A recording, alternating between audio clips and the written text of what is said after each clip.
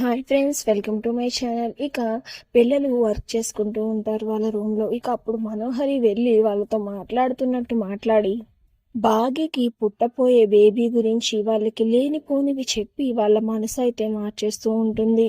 దాంతో నిజం తెలియని పిల్లలు అయితే ఇక ఆ బేబీ మీద చాలా కోపం పెంచుకుని అయితే ఉంటారు.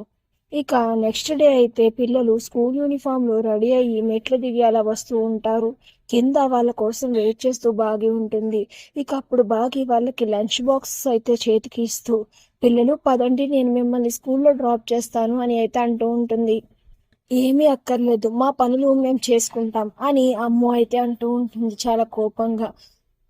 భూలోకానికైతే వచ్చేసిన ఆరు అయితే ఇదంతా తలుపు చాటున ఉండి నించుని అయితే వింటూ ఉంటుంది. ఏంటి అమ్ము ఇలా మాట్లాడుతుంది అని.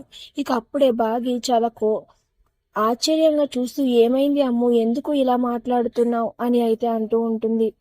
ఇక అప్పుడు మనోహరి అయితే మధ్యలో కలగజేసుకుని మాట్లాడుతూ ఉంటుంది. ఇక అప్పుడు కోపం వచ్చి బాగి అయితే అంటూ ఉంటుంది, నాకు నా పిల్లలకి మధ్యన ఎవరు రావాల్సిన అవసరం లేదు, నేను నా పిల్లలు చూసుకుంటామని అయితే బాగి అంటుంది. ఇక అప్పుడు అమ్ము అయితే అంటూ ఉంటుంది, మధ్యలో వచ్చింది ఎవరు మిస్ అమ్మ?